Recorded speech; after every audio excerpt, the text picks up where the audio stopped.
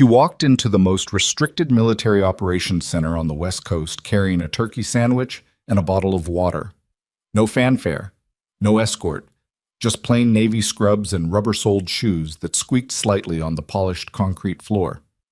Rear Admiral Ethan Mercer saw her from across the room, and the conversation around him died before he even opened his mouth.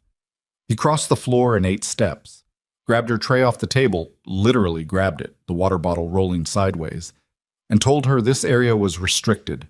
She didn't flinch, didn't stand, just looked up at him with the kind of stillness that makes certain men very uncomfortable and said, "I used to wear this uniform before most of you graduated." Nobody laughed, nobody spoke, because something in her eyes made every veteran in that room go very, very quiet. If this story already has you hooked, follow along until the very end. Hit like and drop a comment telling me what city you're watching from. I want to see exactly how far this story travels. The morning had started the way most mornings at Fort Raven started, cold, gray, and loud, with the organized chaos of people who took their authority very seriously. Fort Raven Naval Installation sat 40 minutes outside of Medford, Oregon, in a valley that the mountains seemed to lean over like they were trying to read classified documents. It was not a glamorous posting. The base had a functional ugliness to it. Prefab buildings painted the same shade of olive that nobody had chosen so much as accepted. Parking lots that flooded every November. A cafeteria that served decent coffee if you got there before 0630, and terrible coffee every moment after. But the Falcon Strike Operations Center, the FSOC, in the acronym heavy shorthand that military culture ran on, that was different. The FSOC was where decisions got made, where mission planning happened behind biometric sealed doors, where the people with real clearances did real work. Grace Holloway had a clearance level that the base commander couldn't access without making 3 phone calls. She didn't mention this when she walked in. She had driven herself from the medical annex on the south side of the base in a 2019 Civic with a cracked dashboard and 140,000 miles on it. She'd been on contract with the Navy Medical Liaison Office for 11 weeks, long enough to know where the good parking spots were, not long enough for anyone to have looked very carefully at her file. The contract work was routine on paper, reviewing field trauma protocols, cross-referencing updated triage procedures with existing unit SOPs, flagging inconsistencies. She worked from a temporary desk in a beige room with a window that faced a concrete wall. She was fine with that.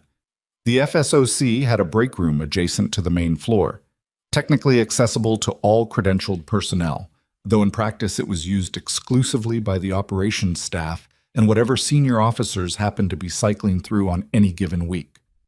Grace had discovered, somewhat accidentally, that the break room had the only espresso machine on the entire installation that worked reliably. She'd started eating lunch there on Tuesdays. No one had ever said anything. Right up until the Tuesday that Rear Admiral Ethan Mercer decided to hold an informal briefing for his senior staff on the main floor, 6 feet from where Grace was sitting with her turkey sandwich and her notes. She'd heard him come in. Hard not to. Mercer was the type of man who generated advance noise, whose entrance rearranged the energy in a room before his body actually cleared the doorway. She'd glanced up, clocked the rank insignia, and gone back to her notes. She was in the middle of a paragraph about hemorrhage control timelines, and she wanted to finish the thought. That was apparently the wrong decision. "Excuse me." His voice was the kind that expected silence as a precondition. "This area is restricted to authorized personnel." Grace finished writing her sentence, set her pen down, looked up. Mercer was 53, broad through the shoulders, with the particular confidence of a man who had spent decades being the most important person in whatever room he entered.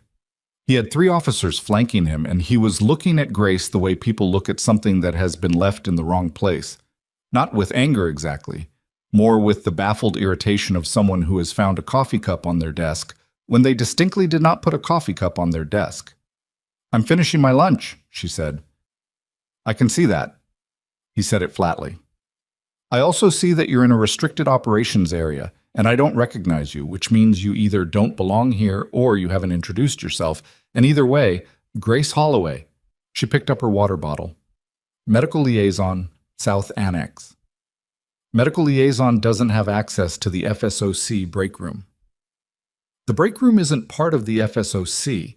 It's an adjacent facility under the General Personnel Access designation in the Base Operations Manual. Section 4, paragraph, I know what Section 4 says. He cut her off. The irritation had sharpened into something else now. The particular displeasure of a man who doesn't like being corrected, especially by someone who looks like they're eating lunch and not particularly worried about it. He turned to the MP standing near the door. Corporal. Sir. Escort this individual out and verify her credentials at the security desk. Grace had already started gathering her notes. She did it slowly, not rudely, just without urgency.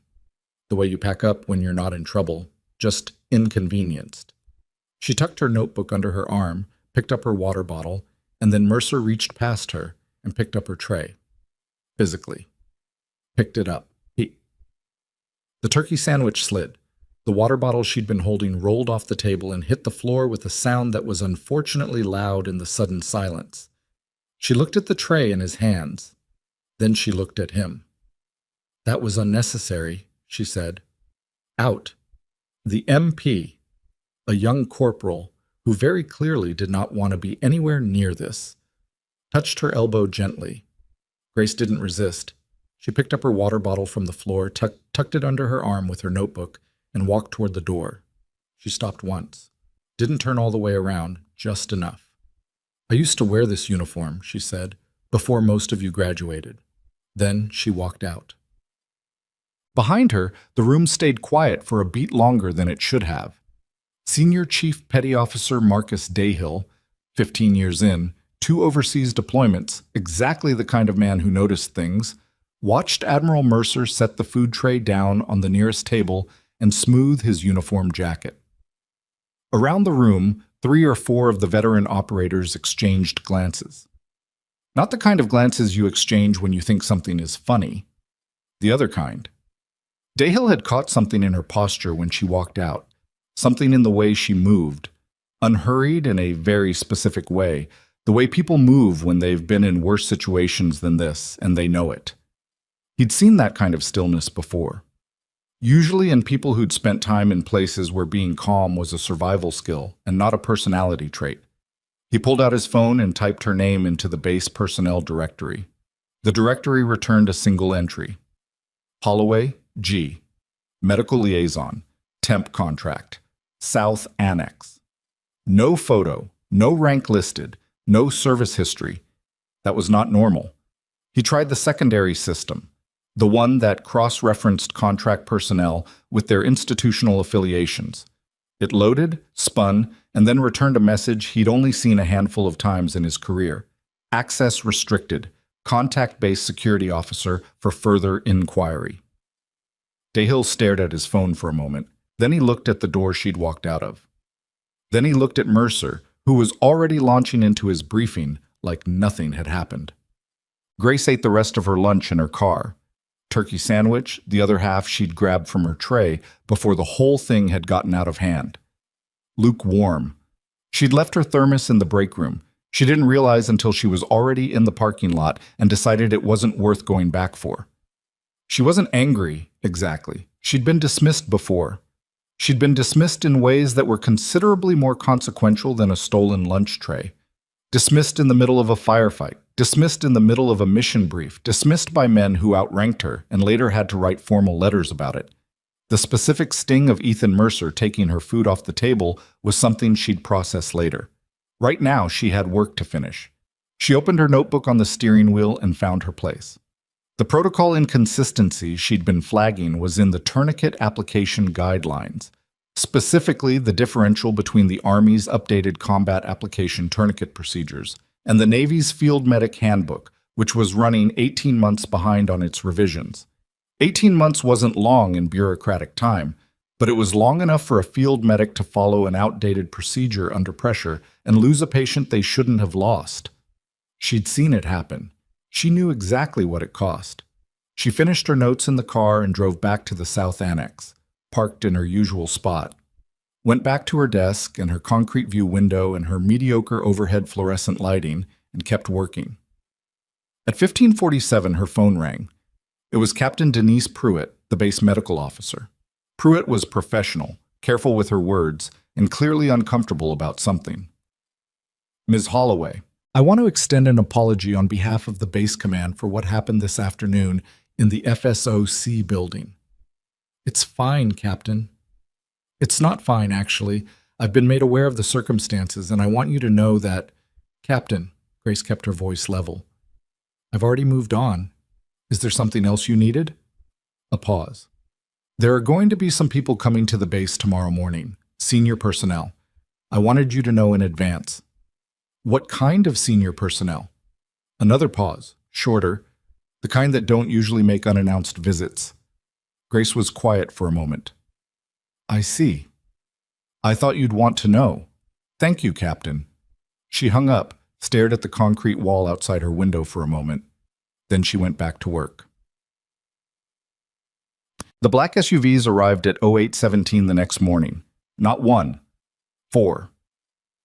Moving in close formation through the main gate with base security, waved entirely to the side, which was the kind of thing that made people stop walking and look.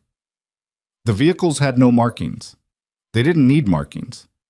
The way they moved through the base, direct, no hesitation, already knowing where they were going, communicated something that base insignia didn't. Word spread through Fort Raven in the particular way that important things spread through closed military communities, fast, incomplete, and slightly wrong in the details, but accurate in the overall temperature. By 0830, the consensus in the NCO building was that some kind of inspection was happening. By 0845, the consensus had shifted to something bigger than an inspection. By 0900, Senior Chief Dayhill had heard 4 different explanations and believed none of them. He was at the entrance of the FSOC building at 0912 when the vehicles pulled up. Admiral Thomas Graywick stepped out of the second vehicle. 4 stars. Commander of Naval Special Warfare Command. A man whose name appeared in congressional briefings and whose schedule Dayhill happened to know from the base comms traffic he routinely processed, had him in Washington, D.C. for a Senate Armed Services Committee hearing this same week. He was not in Washington, D.C. He was at Fort Raven in a full-dress uniform, walking toward the entrance of the FSOC building with an honor escort, and the specific expression of a man who has somewhere very specific to be. Mercer appeared at the entrance 3 minutes later, scrambled, not quite disheveled, but clearly not as composed as he wanted to be. He came to attention immediately. Admiral Graywick, we weren't expecting— I know. Graywick's voice was courteous and completely final. I need to see the medical liaison who's been working in the South Annex.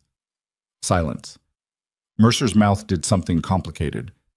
Sir, the contract personnel in the South Annex, there are several. Grace Holloway. Graywick said it simply, the way you say the name of someone you've been looking for. Where is she? She was at her desk when the call came. Not from Pruitt this time. From the base security office, which patched through a number she didn't recognize. And when she answered, the voice on the other end identified itself as Admiral Graywick's aide and asked her to come to the FSOC building at her earliest convenience. Earliest convenience was military language for now. Grace closed her notebook, put on her badge lanyard, walked to the FSOC building in the same scrub she'd been wearing the day before, because she only brought 2 pairs to a contract posting and she'd already worn the other ones. The parking area outside the FSOC had 4 black SUVs in it and about a dozen personnel she didn't recognize standing in the particular formation of people who were officially not making a perimeter, but definitely making a perimeter. She walked through them without breaking stride. Inside, the main operations floor was packed. Mercer was there. His 3 senior officers from the day before were there. Captain Pruitt was there. Dayhill was there, off to one side, with his arms folded and the expression of someone who had suspected something and was now watching it get confirmed. There were also 6 or 7 operators she recognized from the base's SEAL team rotation, men with a specific kind of weathered look that came from a career spent outdoors in unpleasant circumstances. Admiral Graywick stood in the center of the room. He was taller than she remembered. It had been almost 4 years. When she walked in, every person in the room looked at her. Graywick turned. For a moment, neither of them moved. Then he crossed the floor toward her. And here was the thing that Mercer would remember for the rest of his career. Thomas Graywick, commander of Naval Special Warfare Command, 4-star Admiral, a man who did not cross rooms toward people, crossed the room toward her. He stopped 2 feet away, looked at her for a beat. Lieutenant Holloway. His voice was even, but not without weight. I'm sorry we kept you waiting. The room reacted the way rooms react when the ground shifts under them. Not dramatically, not loudly, just a collective recalibration. The specific silence of people updating their understanding of a situation in real time. Grace met his eyes. Sir, you should have had an escort from the moment you stepped on this installation. I managed. That's not the point. He said it without heat, but clearly. Then he turned. Mercer was standing 6 feet away, and he had gone the particular color of a man who has realized, too late, that he has made a very specific kind of mistake. Graywick looked at him for a moment, just looked at him the way a senior officer looks at something that requires assessment, and then he said very quietly, We need to talk about what happened yesterday. Sile. It came out in pieces the way truth in institutional settings usually does, incrementally, with each new layer landing a little harder than the last. What most people at Fort Raven knew about Grace Holloway. She was a contract medic, late 20s or early 30s, quiet, worked odd hours, drove a beat-up Civic, and apparently had the audacity to eat lunch in the wrong break room. What the classified access summary Graywick's aide distributed to the room's senior personnel that morning actually said, Former Lieutenant, Sile/NSW attached, Naval Special Warfare Command. Combat Medical Specialist, cross-trained. 3 overseas deployments, 2 in the Middle East, 1 in a location that was still not publicly acknowledged. 12 documented battlefield interventions under active fire. Congressional Medal nomination, submitted twice, classified both times at the request of command for operational security reasons. Medical protocols she'd developed in the field had been incorporated into Navy combat medic training curriculum in 2021 under a different author's name because her own identity had to remain protected. She'd left active service 11 months ago, not by choice, but because a decision made above her pay grade had ended the program she'd been attached to. She was 31 years old. She had saved, by documented count, 27 lives in conditions that the summary described in the clipped, passive language of official records, and that Hill, reading between those lines with 15 years of operational experience, understood to mean things that should not have been survivable. The credentials she carries, Graywick said, addressing the room at large, supersede standard base access protocols. Her identification should have been flagged and verified at the security desk the moment she arrived on installation. It wasn't. That's a systemic failure that will be addressed. He paused. What happened yesterday in this room is a separate matter. Mercer spoke. He couldn't seem to help himself. Sir, I was operating on the information I had available. She wasn't in uniform. She wasn't identified as... She was eating lunch, like... Graywick said it flatly. In an area she had legal access to. Silence. One of the SEALs, a Master Chief named Rourke, the kind of man who looked like he'd been left outside in the weather for about a decade, had been standing very still since Grace walked in. Now he looked at her directly for the first time and something shifted in his face. Recognition, maybe, or something older than that. Kandahar, he said. Not a question. Grace looked at him. 2019, he added. Extraction went sideways. We lost comms. There was a medic who... He stopped, looked at her more carefully. That was you. She didn't answer immediately. Long time ago. 6 of my guys came home because of that. The room was very quiet. Mercer stood in the middle of it, and his certainty, that particular quality he'd carried into every room for 30 years, the unexamined confidence of a man whose rank had always preceded him, had gone somewhere. He was looking at Grace with the expression of a person who has said something at a dinner party and then discovered over the following minutes exactly how wrong they were, and there was nowhere to go and no way to take it back. Grace didn't look at him. She was looking at Rourke, and there was something in her expression that wasn't triumph or vindication. It was older than that, more complicated, the particular feeling of having something from a long time ago get acknowledged when you'd mostly stopped expecting it to be. "How's Torres?" she asked him. Rourke blinked. Yeah, he's good. He's got 2 kids now. She nodded. Good. Captain Pruitt had a situation on her hands that she hadn't anticipated when she'd made that careful, diplomatic phone call the evening before. At 1100, she pulled Grace aside into a secondary office off the main corridor, the kind of small, functional room with one desk and no windows that every military facility seemed to use for conversations it didn't want to have in the open. Admiral Greywick wants to hold a formal session this afternoon, Pruitt said. Your service record, portions of it, the declassified sections, he wants it read into the base record. That's his call. He's also asking whether you want to pursue a formal complaint about what happened yesterday. Grace was quiet for a moment. She was sitting across from Pruitt's desk, notebook in her lap. Not because she was taking notes, but because she always had her notebook, and it was better than having nothing to do with her hands. No, she said finally. Pruitt looked at her. Grace? He made a judgment call with incomplete information. He was wrong, but that's a training problem, not a personal one. She paused.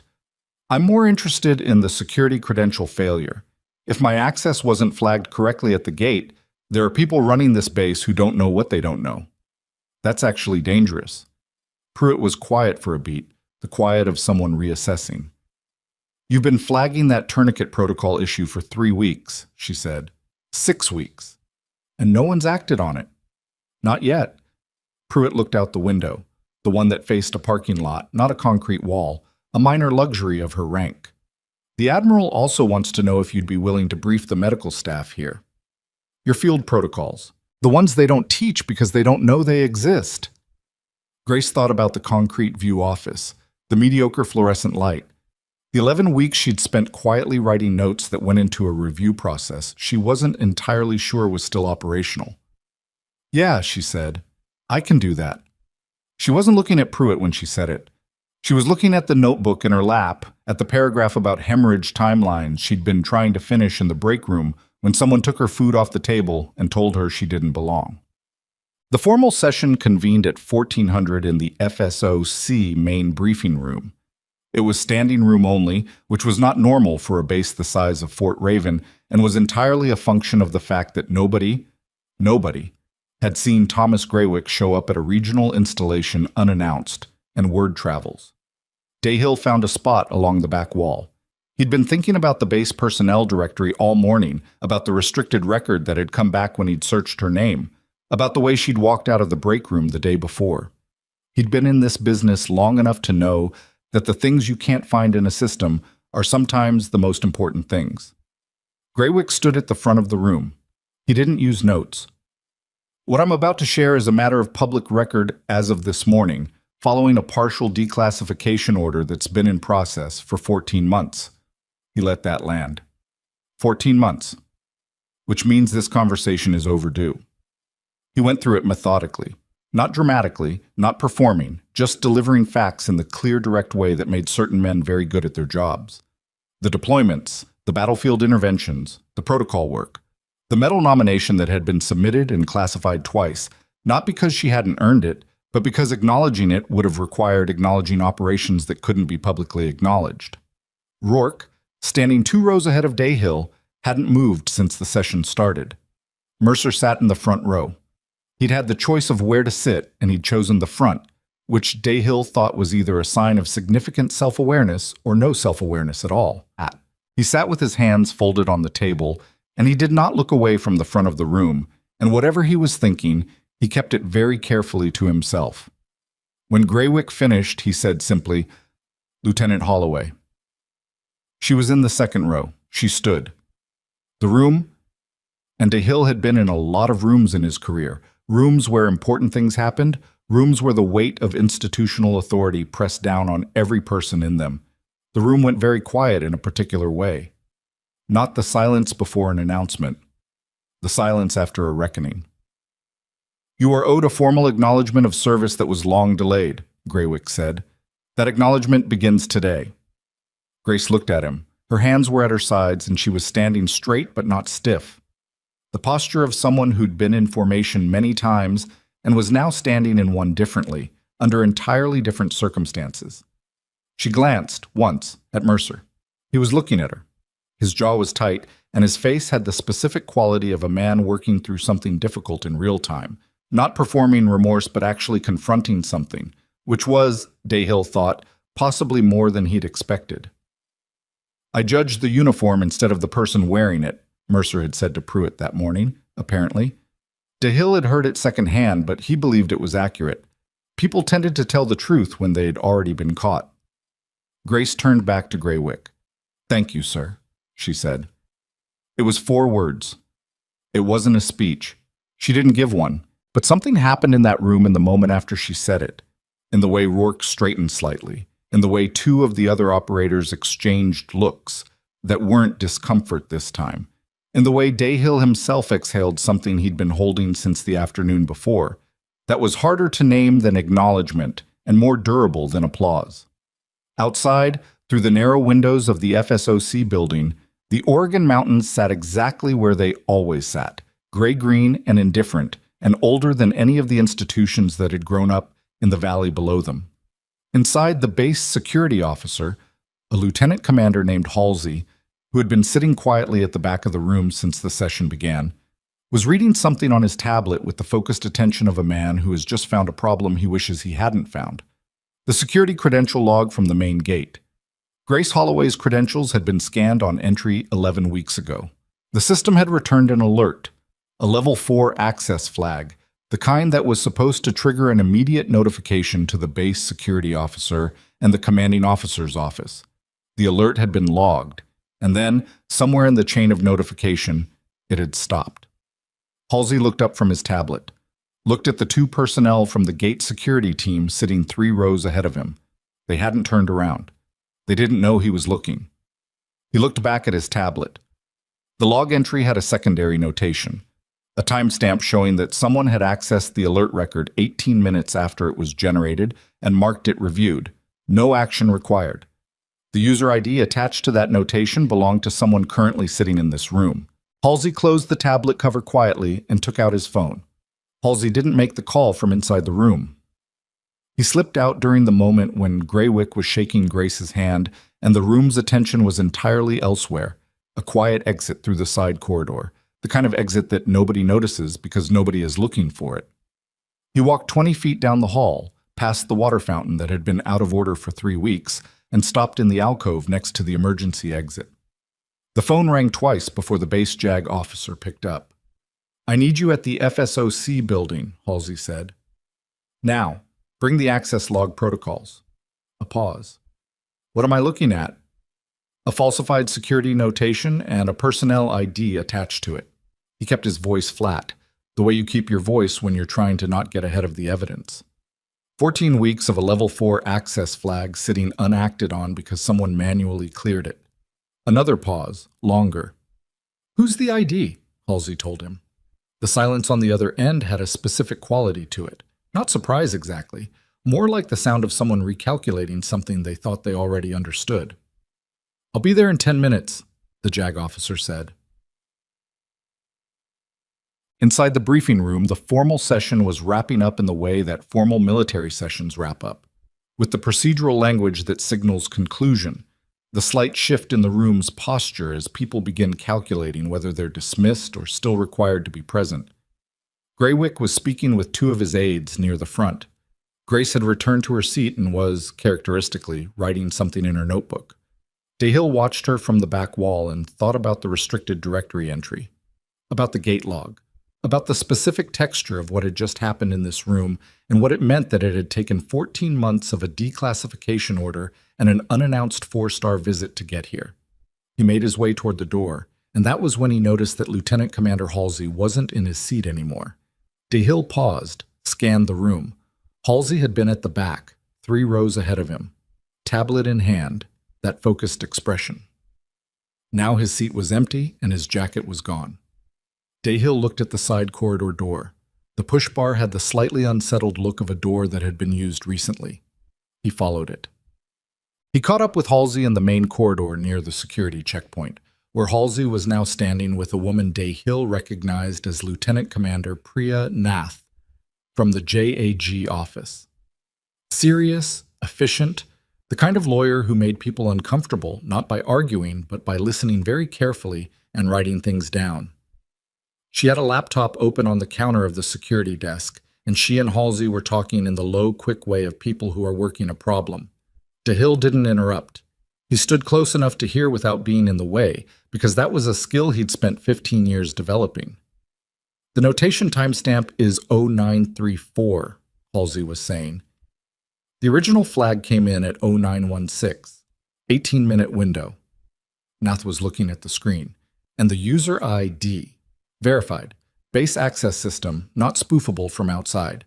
Whoever cleared that flag was logged into the system from inside this building. Who has that kind of access? Halsey named 3 positions: base security officer, himself, the duty operations officer, and the executive officer's administrative coordinator. Nath looked at him. You didn't clear it. I did not clear it. The duty ops officer rotation for that week? Halsey pulled a physical log from the security desk drawer, the paper backup that the base still maintained because paper didn't get hacked, and flipped back to the correct week. He ran his finger down the column and stopped. He looked at Nath. She looked at the name. Wrote it down without expression. DeHill recognized the name. He recognized it because it was the name of the person sitting 3 rows ahead of him throughout the entire briefing session, who had not turned around once when Halsey left the room. The afternoon had gotten cold. Oregon in late October had a particular quality of cold that came in sideways, through gaps you didn't expect, and the wind off the valley floor was moving the tree line outside the FSOC windows in a way that made the building feel less solid than usual. Grace had found her thermos. Someone had left it on the security desk with a sticky note that said "found in break room" and nothing else. And she was holding it more for the warmth than because she was planning to drink anything from it. She was sitting in the small secondary office where Pruitt had talked to her that morning. The session was over. The room was mostly empty now. Graywick had stepped out with his aides, and she'd been told to stay available, which was military language for, "We're not done, but we need a minute." She was fine with that, too. She opened her notebook to the hemorrhage protocol page. She'd left a sentence half finished.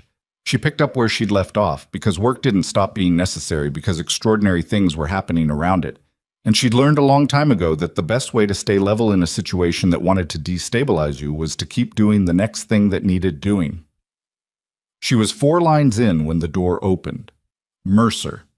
He didn't knock, and then he caught himself and stopped in the doorway with one hand on the frame, like a man who has arrived somewhere and is suddenly uncertain whether he had the right to arrive there. He was in full uniform, which made the uncertainty look stranger. "I don't need anything from you," Grace said. She said it without heat, still looking at her notebook. "I know." He didn't move. I'm not asking you for anything." She looked up then.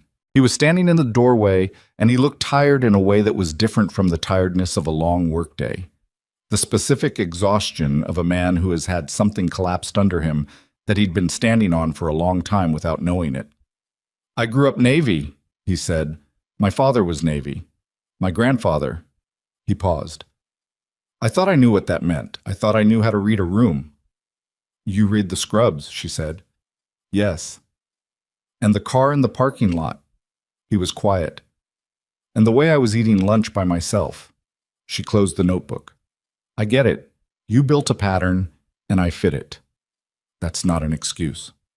"I know it's not. I'm not offering it as one." She looked at him evenly. "What I'm telling you is that the pattern is the problem, not just yesterday.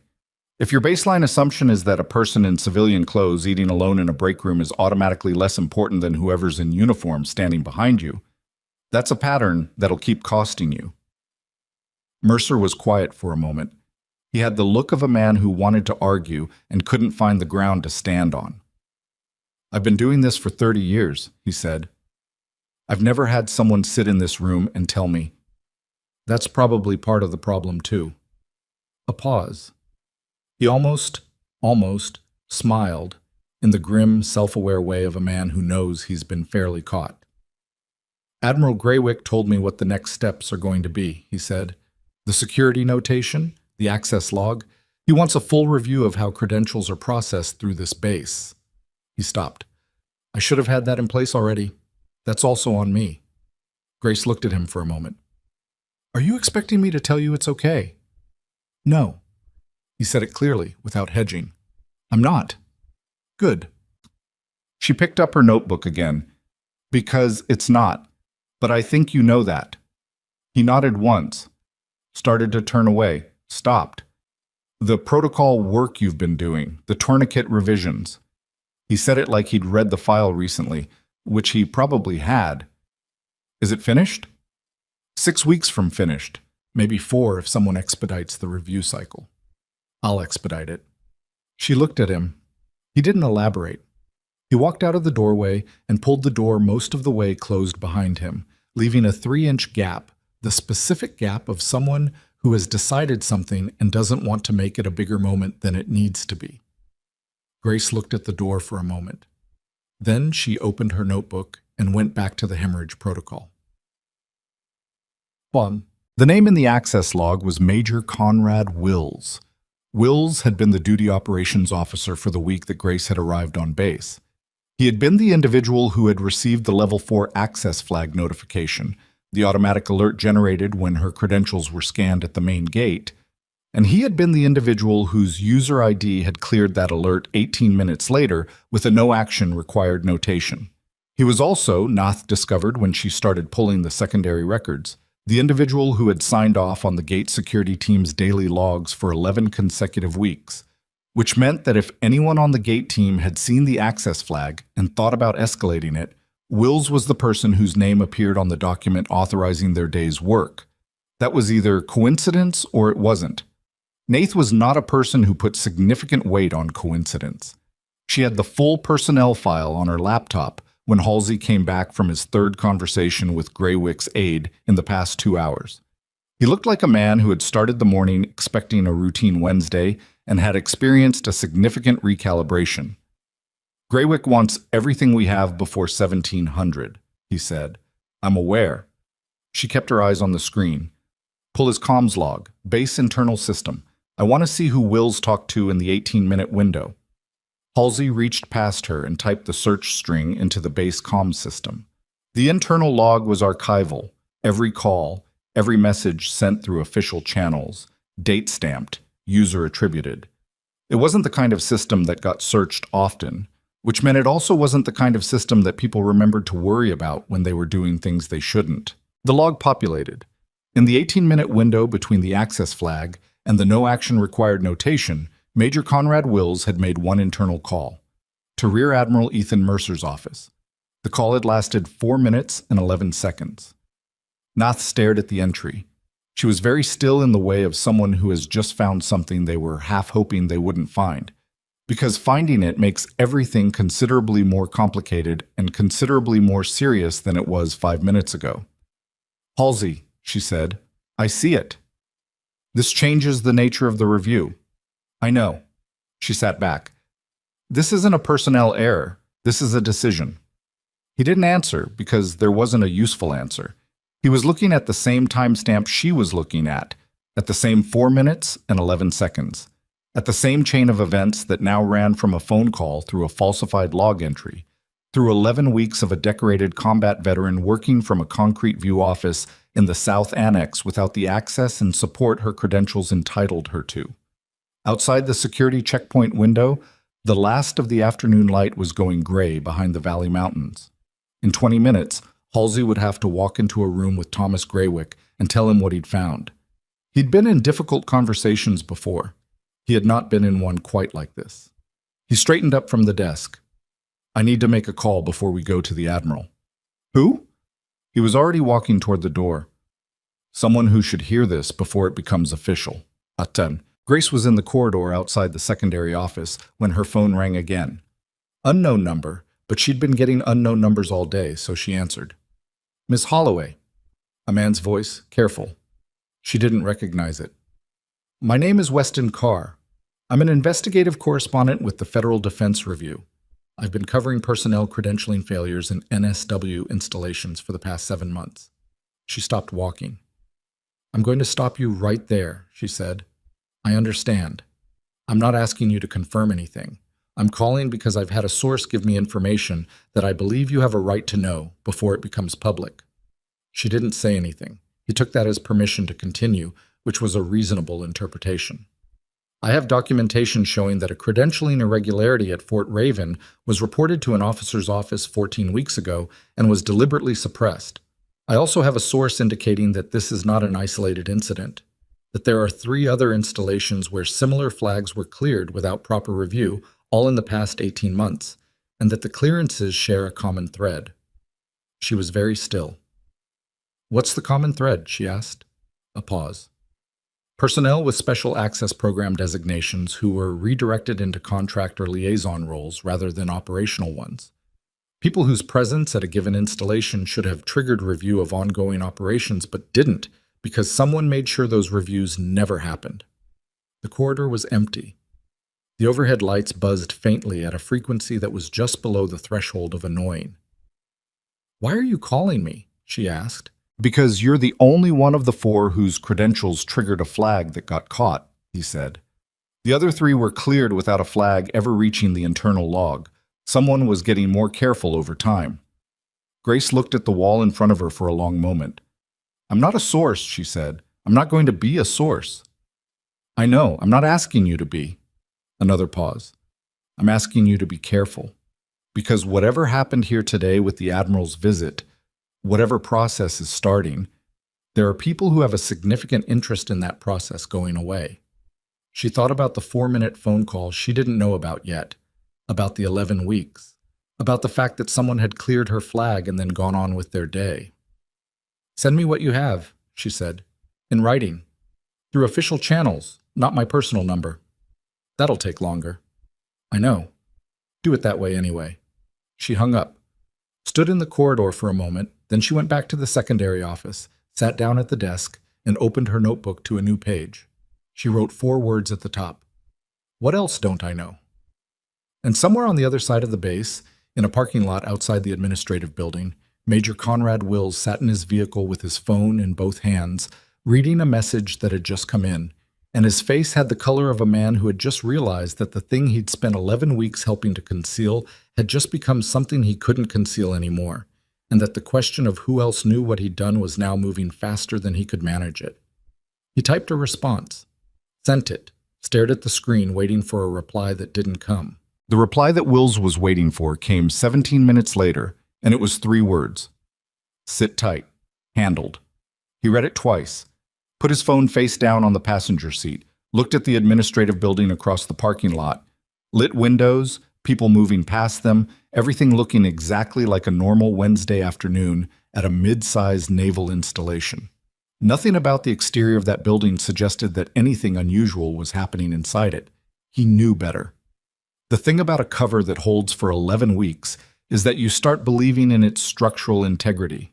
You stop checking the seams.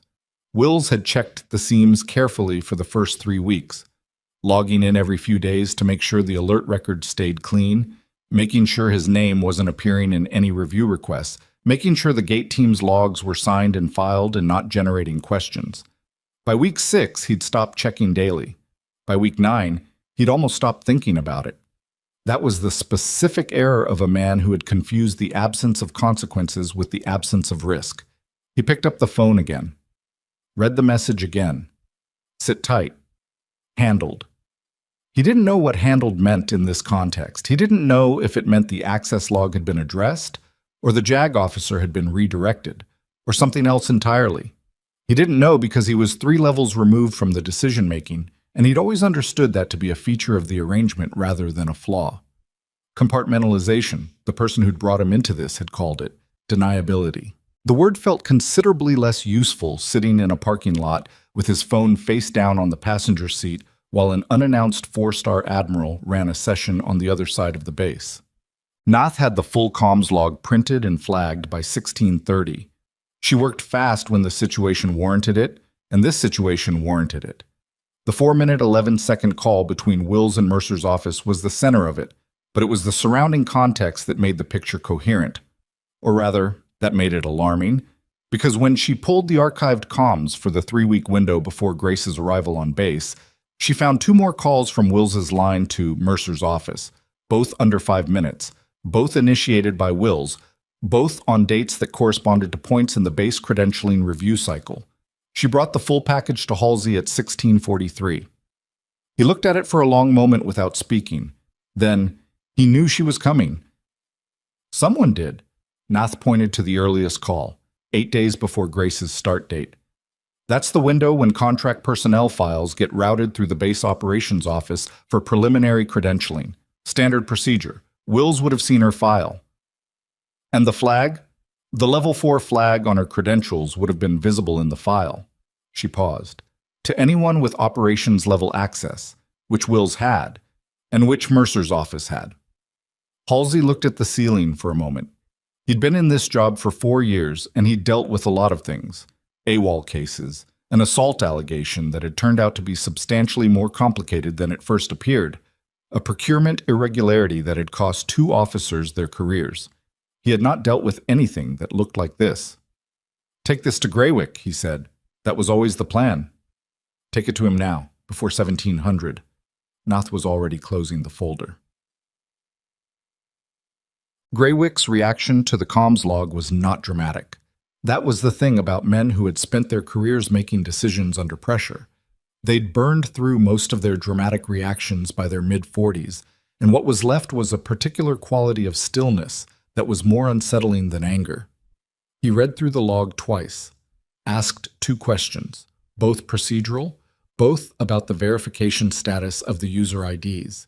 Nath answered them. He nodded once. "Who else has seen this?" he asked. "You, me, and Commander Halsey," Nath said, "and whoever generated the log originally, but that's an automated system." "Mercer?" "No, sir." Greywick was quiet for a moment. He was standing at the window of the conference room his aides had appropriated for the visit. 2nd floor, north side of the FSOC building, a view of the base's main access road and the mountains beyond it, going dark in the early evening. "What's your read?" he asked. He was asking Nath, not Halsey. She thought about it for a beat. She was careful with language in the way that lawyers are careful with language, which meant she didn't say things she wasn't prepared to stand behind. "I think the flag suppression was intentional," she said. "I think the calls to Mercer's office are either a significant coincidence or they're not a coincidence at all. And I think if there are 3 other installations where similar flags were cleared, the scope of this is larger than one duty officer making a bad call." "The journalist." Nath looked at him. "Sir?" "Grace told me about the call she received this afternoon." He said it without expression. "Federal Defense Review, Weston Carr. I know his work. He's careful, and he's usually right. If he has documentation of the other installations, then this becomes a congressional matter inside of a week." Greywick turned from the window. "Which means I need to move faster than a congressional timeline, and I need to do it correctly." He looked at Halsey. "Wills is still on base?" "As far as I know, sir." "Keep him on base, quietly." He paused. "And I want to talk to Grace again. Tonight, before I leave." She was still in the secondary office when Greywick's aide knocked on the open door at 17:15. She'd eaten something. Someone from Pruitt's staff had brought a sandwich from the cafeteria, turkey again, which felt both coincidental and fitting. She'd been working through the hemorrhage protocol and had made it to page 11.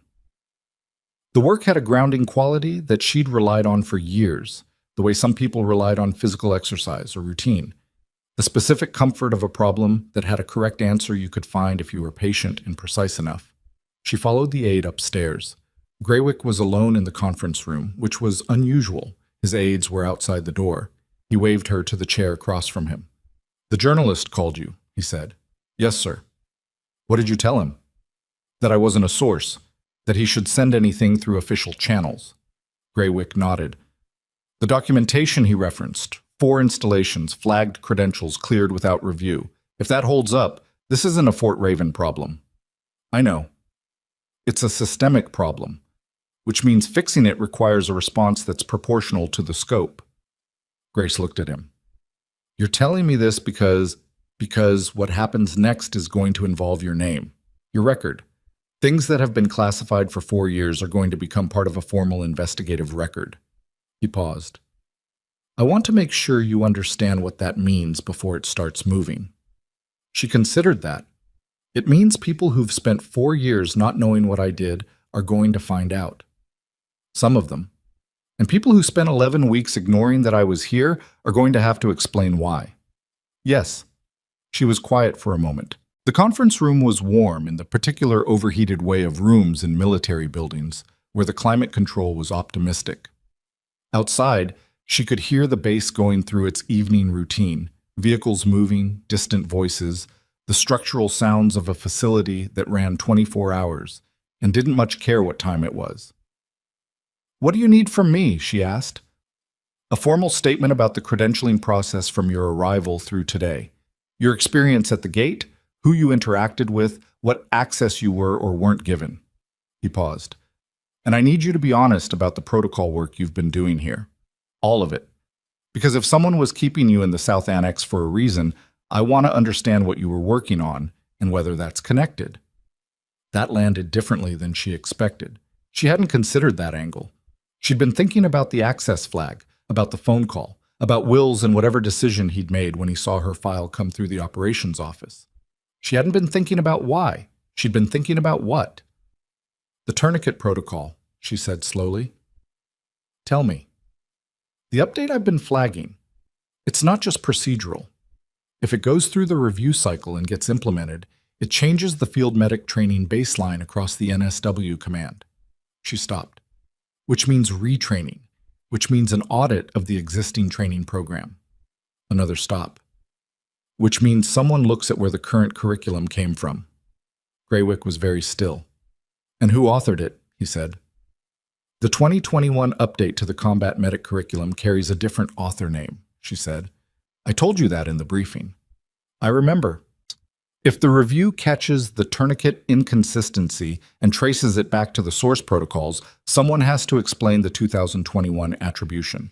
She looked at him. "That explanation involves my service record, which was classified." She let that sit for a second. "Someone keeping me out of the review process keeps that question from getting asked." The room was quiet enough that she could hear the faint buzz of the overhead lights, the same frequency as the corridor outside, slightly below the threshold of annoying. "Who benefits from that question not getting asked?" Graywick said. "Whoever put their name on my work." The name was in the curriculum filing records, which Graywick's aide pulled from the NSW Command Medical Training Archive at 1748. Dr. Aldrich Voss, Medical Training Director, Naval Special Warfare Command, 2019 to present. Author of Record on the 2021 Combat Medic Curriculum Revision, a document that had been cited in 3 subsequent training updates, 2 congressional budget justifications, and a Navy Medicine Award citation. Grace looked at the name on the printout. She'd known the name for 4 years. She'd just never said it out loud to anyone who could do something about it. "You knew," Graywick said. Not an accusation, a statement. "I knew my work was in there." She put the printout down. "I didn't know the full scope until I started the review here. The inconsistency I flagged in the tourniquet protocol, the one that's 18 months out of date, it's out of date because the 2021 revision locked in certain baselines, and nobody with current field experience reviewed them afterward. Voss didn't have field experience. He had my notes." "Why didn't you report this when you left active service?" She was quiet for a moment. This was the question she'd been sitting with for 11 months. "Because I couldn't prove it without my own service record," she said. "And my service record was classified." Graywick looked at her with the expression of a man who was adding things up and not liking the sum. "Someone classified it who knew what was in it," he said. "Yes?" "And kept it classified." "Yes." "And Voss is currently in Washington." Grace looked at him sharply.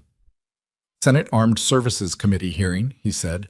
"He's one of 3 NSW medical representatives presenting this week on the proposed combat medic training expansion. Budget appropriation. About $42 million. The number landed with the specific weight of something that changes the shape of everything around it. $42 million appropriated to expand a training program, built on a curriculum whose foundational protocols had been taken from a classified service record and attributed to someone who'd never been within rifle range of a battlefield. Cool. Dahill found out about Voss the way he found out about most things. Sideways, through a conversation he was adjacent to rather than part of. He'd been in the corridor outside the conference room when Greywick's aide came out with the printed curriculum records, and he'd caught enough context from the aide's clipped phone conversation to understand the shape of what was happening. He went to find Rourke. Rourke was in the equipment bay, which was where Rourke went when he needed to think, because doing something with his hands while he processed information was how he functioned. He was running a kit check that didn't strictly need to happen at 1800 on a Wednesday, and he looked up when Dahill came in. Dahill told him what he'd pieced together. Not the full picture, but he didn't have the full picture, but the shape of it. The curriculum, the attribution, the $42 million and a man in Washington presenting to a Senate committee. Rourke listened without interrupting, which for Rourke was notable. He was already in the habit of paying very careful attention to anything involving Grace Holloway since the morning session had recalibrated something in his understanding of the past 4 years. Kandahar, he said, when Dahill finished. 2019, the extraction. He paused. After we got the guys out, she stayed back to document the wound assessments. I thought it was protocol. He paused again. She was writing the protocol. Under fire. Under fire. He set down the piece of equipment he'd been checking, and someone put their name on it. Looks like. Rourke was quiet for a long moment. When he spoke, his voice had the specific flatness of a man controlling something considerable. Where's Wills right now? Still on base. Halsey's keeping him here. And Mercer? His office. He hasn't been formally. Nothing's been done formally yet. Greywick's building the record before he moves. Rourke nodded. He understood the procedural logic of that. He didn't entirely like it, but he understood it. She knows about Voss? He asked. She's the one who connected it. Another silence. Rourke picked up the equipment he'd set down, looked at it, and put it back in the kit without completing the check. I've been in this unit for 9 years, he said. I've done things in places I can't talk about with people whose names I couldn't say. And I didn't know. He looked at Dahill. Not a rumor, not a notation in a brief, nothing. I didn't know. The classification was tight. I know why the classification was tight. That's not what I mean. He looked at the floor for a second. I mean, I walked into that break room yesterday when Mercer had her food tray and I didn't say a word, because she was in scrubs and she looked like she didn't belong there. Dahill didn't say anything. There wasn't anything useful to say. She wrote the protocols I've been training to, Rourke said, and I walked right past her. At 1923, the base communication system flagged an anomaly. The duty watch officer, a junior lieutenant named Patel, who was covering the evening shift and who had been peripherally aware that something significant was happening on the base without being fully briefed on what, noticed that 2 outgoing encrypted messages had been routed through the base communications terminal in the past 40 minutes. Both were flagged as NIPR level traffic, which was the lower security network tier, but both had routing designations that pointed to external addresses outside the standard base traffic patterns. Patel almost let it go. It was the kind of thing that had a dozen mundane explanations. Misdirected traffic, a routing error, someone working late who'd used the wrong terminal. He almost logged it and moved on.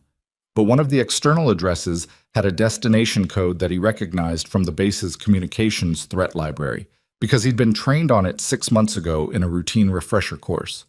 It was an address associated with third-party forwarding, the kind of routing path used when someone wanted to send a message to a destination they didn't want to appear in the direct log.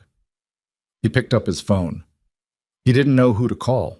He called the base security officer because that was the protocol for communications anomalies during watch hours, and Halsey answered on the second ring with the tone of a man who had been awake for 17 hours and was running on cold coffee and institutional obligation. Patel told him what he'd found. There was a silence on the other end that lasted about 4 seconds. Don't touch the terminal, Halsey said. Lock the comms room and don't let anyone near it. I'll be there in 6 minutes. The first message had been sent at 1841. the second at 1907. Halsey stood in the comms room with Patel and looked at the routing logs, and he felt the particular sensation of a situation that was already serious becoming considerably more serious, the floor dropping another level when you thought you'd already found the bottom. The user ID on the outgoing messages was one he recognized. Not Will's this time, someone else. Someone who, unlike Will's, had not been on Halsey's list of people to watch.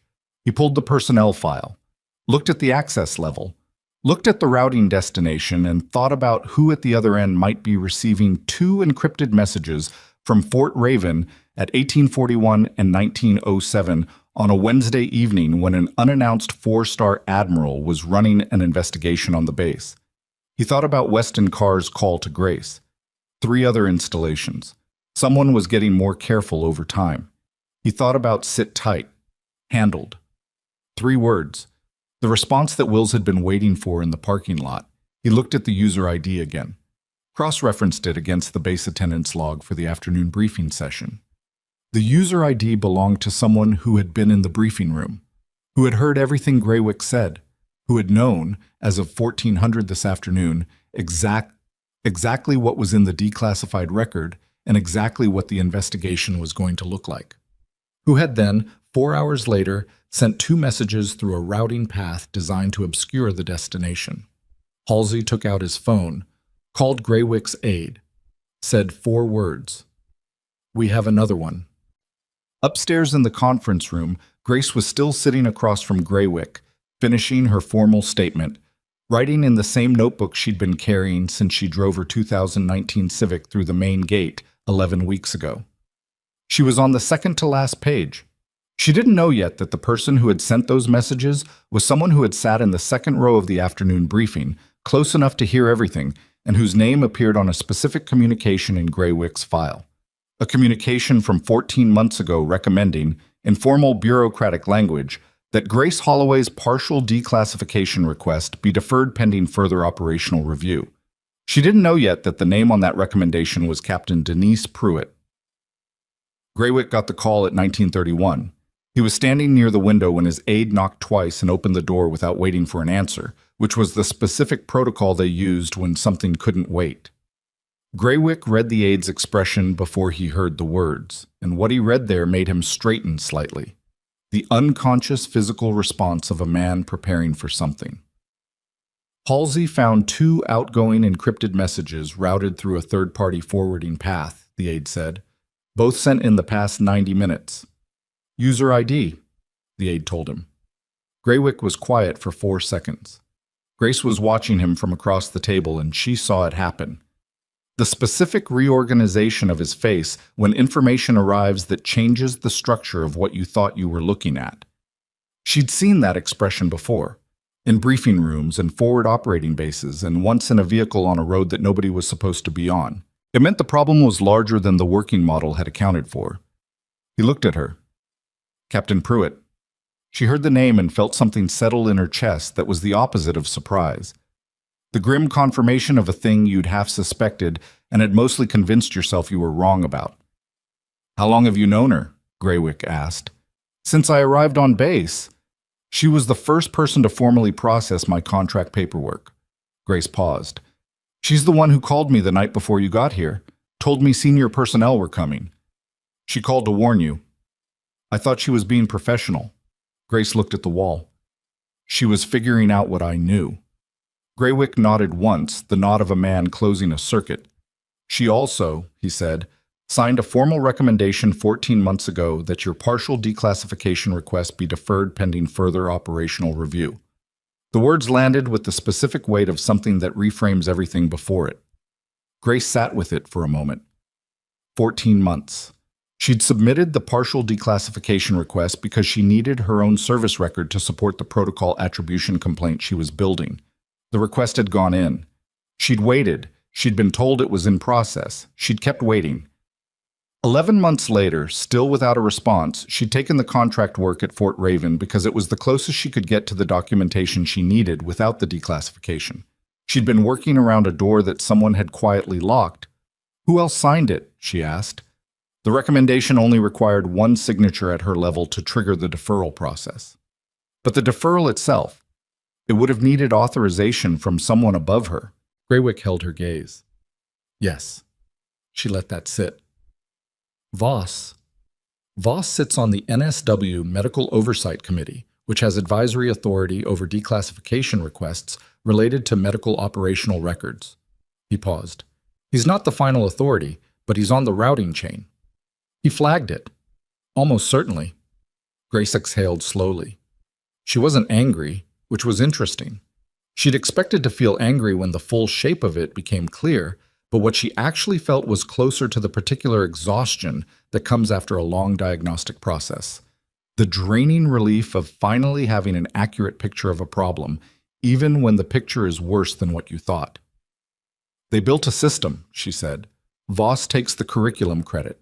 Pruitt controls the administrative access. Wills manages the base-level flag suppression.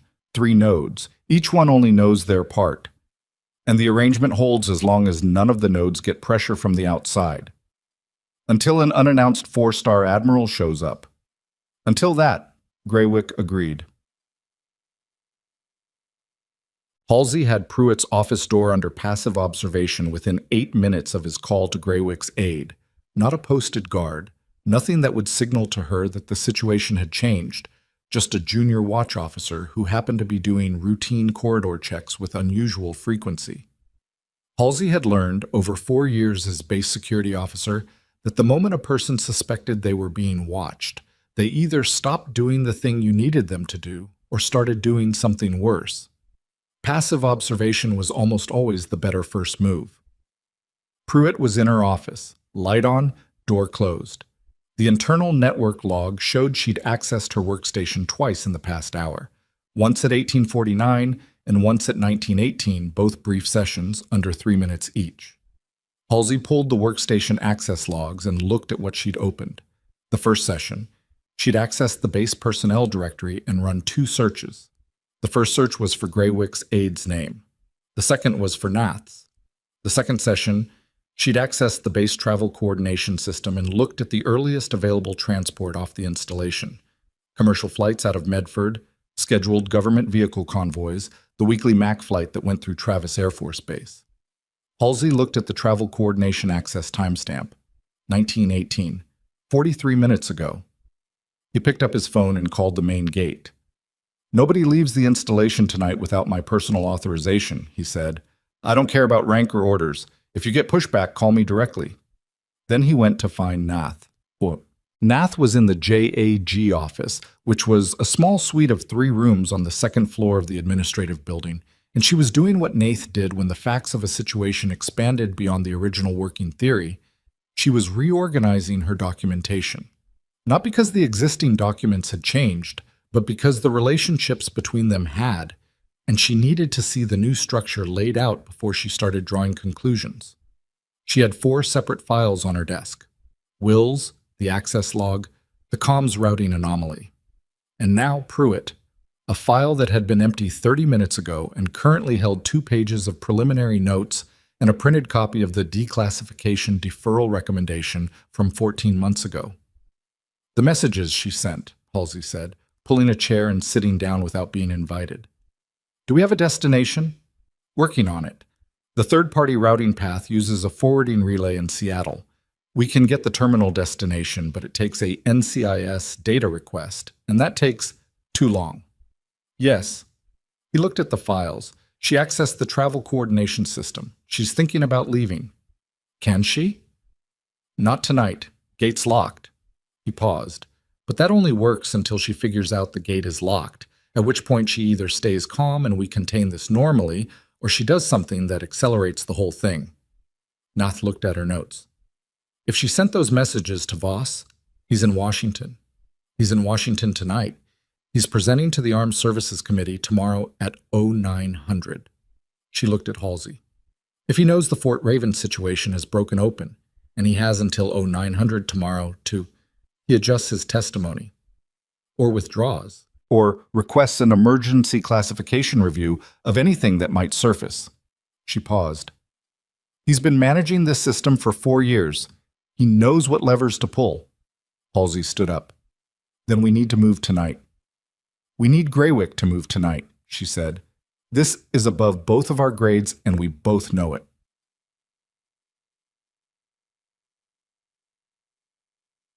Graywick made 4 phone calls between 2000 and 2047. Grace wasn't in the room for any of them, but she was in the adjacent corridor and she was not actively trying to avoid hearing things, so she heard the shape of them through the conference room door.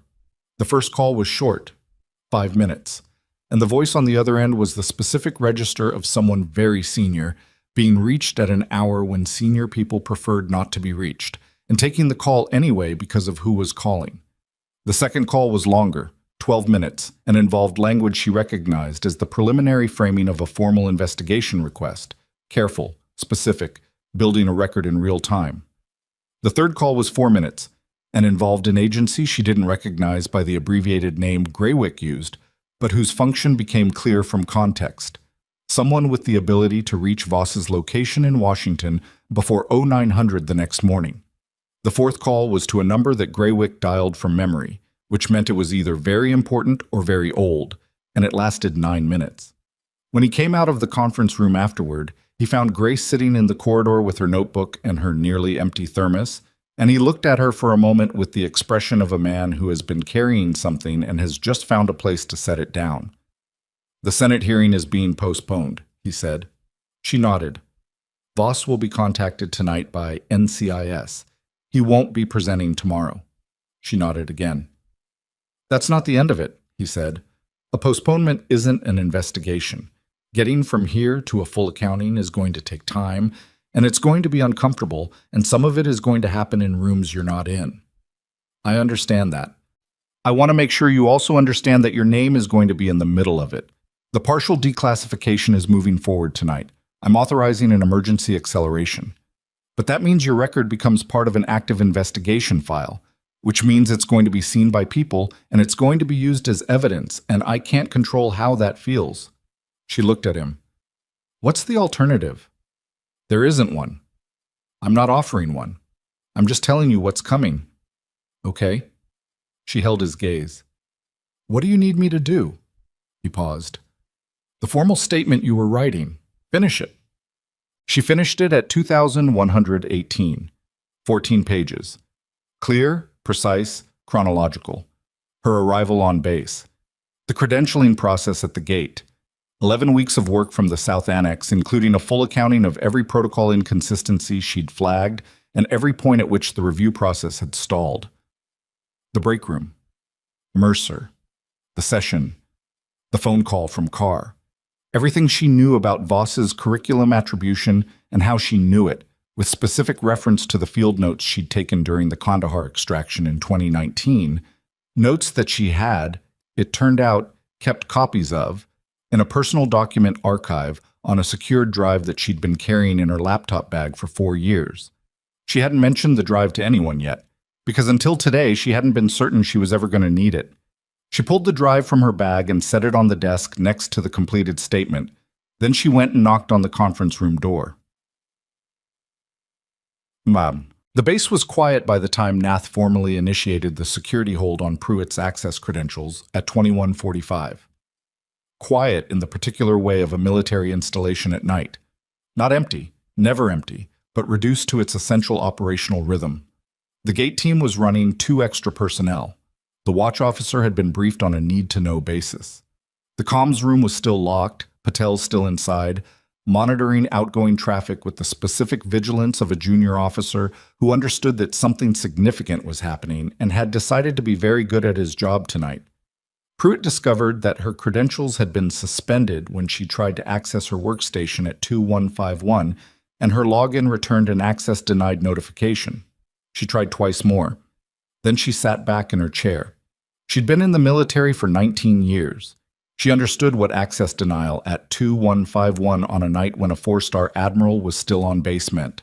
She'd been hoping, with the particular hope of someone who knows better, that the messages she'd sent had bought enough time for the situation to be managed from the outside, that Voss or someone in his orbit would pull a lever that slowed things down, that the morning would look different. The access denial told her the morning was not going to look different. She sat in her office for a few minutes. She wasn't panicking, which was either a credit to her composure or evidence that she'd already moved through panic an hour ago and come out the other side into a strange, flat calm. She was thinking about the sequence of decisions that had brought her here. The first one, 4 years ago, that had seemed reasonable and contained. The ones after that, each of which had been necessary to protect the first. And the one tonight, which had been neither reasonable nor contained, but which had felt, in the moment, like the only available move. She picked up her personal phone. Not the government issue one, the personal one. She dialed a number. It rang 4 times. Voicemail. She didn't leave a message. At 22:03, there was a knock on her office door. Halsey didn't come alone. He brought Nath and one of Greywick's aides, which communicated the register of the conversation before anyone said a word. Pruitt looked at the 3 of them in the doorway, and then looked at her desk, and then back at them. And she had the expression of a person doing a rapid calculation and arriving at a number they don't like. "Captain Pruitt," Halsey said, "we need you to come with us." She stood. She straightened her uniform jacket, which was the automatic gesture of someone with 19 years of institutional conditioning, and she walked out of her office with them, and she didn't say anything until they were in the corridor. "I want to speak with JAG counsel," she said. "That's your right," Nath said, "and we'll facilitate that, tonight. I want it now, before any formal questioning." "Understood." They walked. Pruitt kept her back straight and her face neutral, and she didn't look at the junior personnel they passed in the corridor, which was different from Mercer's way of moving through spaces. Mercer occupied rooms by default, and Pruitt had always worked by being precise and contained and overlooked. She had built a 19-year career on being the person who processed the paperwork correctly and asked the right clarifying questions, and never appeared to be doing anything other than exactly what she was supposed to be doing. It had worked until tonight. It took them. Greywick briefed Mercer at 22:30. He did it one-on-one, in the conference room, after sending both aides out, which was a courtesy that Mercer registered and didn't know what to do with. He sat across from Greywick at the table that had held printouts and laptop computers and coffee cups all day, and was now cleared except for a single folder. Greywick laid out the full picture. Wills, the flag suppression, the phone call to Mercer's office. Pruitt, the declassification deferral, the encrypted messages tonight. Voss in Washington. The curriculum attribution, the $42 million appropriation request. Mercer listened without interrupting. He was not a man who did a lot of visible processing. He'd been trained, over 30 years, to receive bad information without telegraphing his reaction to it. But there were things he couldn't fully contain. A muscle in his jaw that moved twice during the part about Voss. A stillness that went deeper than composure during the part about the 4-minute phone call to his office. When Greywick finished, he said, "The call from Wills to my office." "Yes." "I need to look at my own logs. I take a significant volume of—" "I know." "I'm not saying I didn't take the call. I'm saying I need to verify what was said and what actions followed." Greywick looked at him for a long moment. "Were you aware when you entered the break room yesterday afternoon that Grace Holloway had a level 4 access credential?" "No." "Flat. Immediate. If I had been, I would not have—" He stopped. "I would not have handled it the way I did." "I believe that," Greywick said. And the thing was, he did. Not because Mercer was incapable of willful misconduct, but because the specific manner of what had happened in the break room had the unmistakable texture of a man acting on assumption rather than calculation. A calculated man would have been more careful. "The call from Wills to your office," Greywick said again. "If you took it, and if Wills communicated information about Holloway's credentials and no action followed, that's a problem I need you to be honest with me about tonight." Mercer looked at the folder on the table. "I need to check my logs." "Then check them now." He did. He pulled up his office communication records on his phone, went back to the relevant week, and found the call. 4 minutes and 11 seconds. He looked at it for a long moment, and something moved through his face that wasn't quite shame and wasn't quite recognition, but was somewhere between them. "I took the call," he said. "Wills told me there was a contract personnel flag that he'd reviewed and cleared as routine." He put the phone down. "I didn't ask for details. I was in a briefing, it was a 30-second exchange, and I told him to handle it per protocol. And you didn't follow up. I didn't follow up. The room was quiet. Graywick looked at the folder. Mercer looked at the table. Outside, the base maintained its nighttime rhythm, indifferent to the specific weight of what was being worked through inside this building. You're going to be part of the review, Graywick said. Not as a subject of investigation at this point. The evidence doesn't put you in the position of having knowingly suppressed anything, but you'll be interviewed, your logs will be examined, and your conduct from yesterday. He paused. That's also going to be on the record. I know. Mercer looked up. What do you need from me tonight? A complete account of your interaction with Wills across the 11-week period. Every call, every communication, anything you can reconstruct. He paused. And I need you to understand something. Grace Holloway could have made this much louder than she has. She's had every opportunity today to use what happened in that break room in a way that would have been completely justified and would have made your position considerably worse. Mercer was quiet. She hasn't done that, Graywick said. I want you to think about why. Us. Grace was asleep in the South Annex at 2300. Not soundly.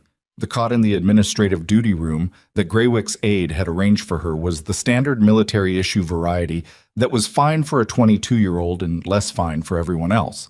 And the heating in the South Annex went off at 2200 and didn't come back on until 600. But she was asleep, which was more than she'd expected. She'd finished the statement, handed over the drive, eaten the second half of a sandwich that someone had left on the desk with a note that said from Captain Pruitt's staff, and that she'd eaten anyway because she was hungry, and it wasn't the sandwich's fault. She woke at 0347 because her phone was ringing. Weston Carr. She let it ring twice, considered not answering, and answered. I know it's late, he said. It is.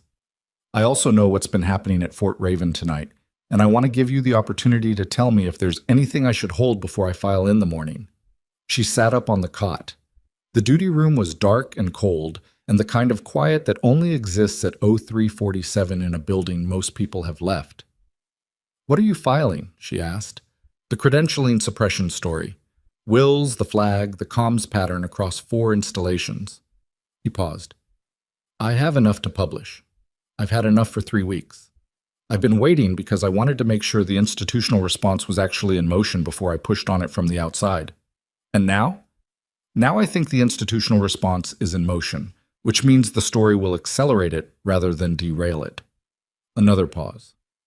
I'm not going to name you without consent, but I want you to know that your part in it, the work, the classification, Voss, it's going to come out regardless, whether through my piece or through the investigation, probably both.